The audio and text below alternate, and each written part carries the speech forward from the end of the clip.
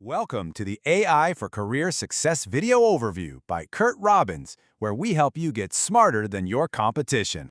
Today, we're examining the intense corporate battle for Warner Bros. Discovery, looking at the two very different offers on the table, a hostile bid from Paramount Skydance and a planned merger with Netflix. This analysis is based on professional reporting published in January 7, 2026, from outlets including Reuters, CNBC, and The Wall Street Journal. So, let's get right to the heart of the matter. The Warner Bros. Discovery Board of Directors has made its position crystal clear. They have officially and unanimously advised their shareholders to reject Paramount's takeover bid. And to be clear, this was not a tentative refusal. The board firmly turned down what was actually Paramount's eighth hostile bid, an offer valued at more than $108 billion. So the central question becomes, why would a company reject the higher offer? That's what we're here to explore. Now, to make sure we're all on the same page, it's important to understand what a hostile takeover actually is. It's an attempt to acquire a company that bypasses its board of directors and goes straight to the shareholders. It's an aggressive strategy, and it really speaks to the seriousness of Paramount's intentions here. All right, let's put the two offers side by side. On the surface, this whole situation seems like a bit of a paradox. Why would a board recommend turning down a bid that offers significantly more money? Looking at the raw numbers, the Paramount offer seems to be the clear winner. Their all-cash bid is a massive $108.4 billion, which comes out to $30 per share. You compare that to the prearranged Netflix merger, which is valued at a lower $82.7 billion, a combination of cash and stock valued at around $27.75 per share.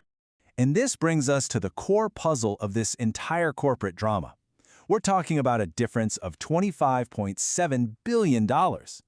A decision to reject that kind of premium requires us to look much deeper, beyond the headline numbers, into the strategic risks involved.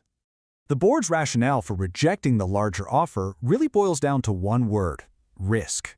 When the Warner Bros. Discovery Board looked closely at the Paramount proposal, they concluded that its financial structure was simply too dangerous for the company's long-term health. In their official filing, the WBD board used this very powerful phrase to describe the deal. Calling it the largest leveraged buyout in history wasn't just corporate jargon. It was a clear warning to shareholders.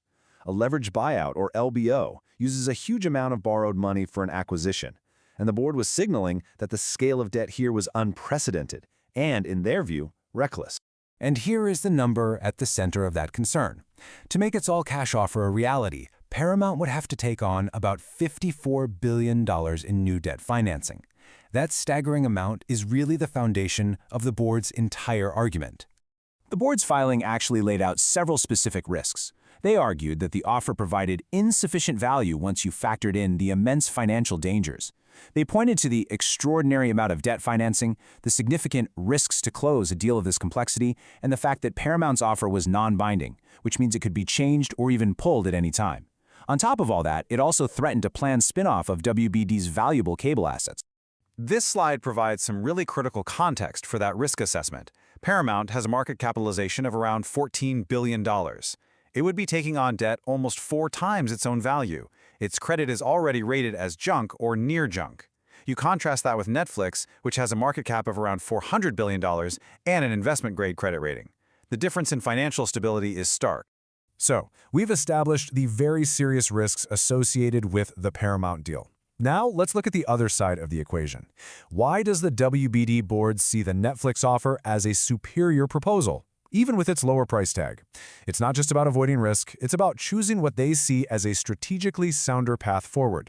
The board didn't just reject Paramount, it also actively and unanimously reaffirmed its support for the Netflix merger. So this isn't simply a default choice. They see a real synergy there, a powerful combination of Netflix's global streaming platform and tech with Warner Bros. Discovery's iconic content library. It's a strategic move that they believe creates far more long-term value than a short-term cash payment. And this visual really drives that point home. The immense difference in financial scale here isn't just a number. It represents a fundamental strategic advantage. Because of its massive market cap and healthy balance sheet, Netflix can absorb Warner Bros. Discovery without saddling the combined company with crushing debt. That financial freedom is crucial for continued investment in content and global expansion, things that would be seriously threatened under the Paramount scenario. Now, while the board's recommendation is a very strong signal, it's important to understand that this corporate saga isn't over yet. There are still several key hurdles to clear before any final outcome is certain. This timeline lays out the critical next steps. You see, even though the board has rejected Paramount's offer, shareholders still technically have until January 21st to accept it directly through what's called a tender offer. If that doesn't happen, the board-approved Netflix deal will then move forward to face what everyone expects will be a very long and thorough regulatory review process. And this quote from restructuring analyst Renee Cooperman perfectly encapsulates the core lesson of this entire situation. In a volatile industry like media, a company's long-term viability often depends less on its content and more on the stability of its financial structure. The WBD board has chosen that financial stability over a higher but dangerously debt-fueled price tag. Thank you for watching this overview. This is where we teach you AI and help you get smarter than your competition. We encourage you to subscribe to the AI for Career Success YouTube channel. And if you found this analysis valuable, like the video, leave a comment, and share it with your network to help us reach a wider audience.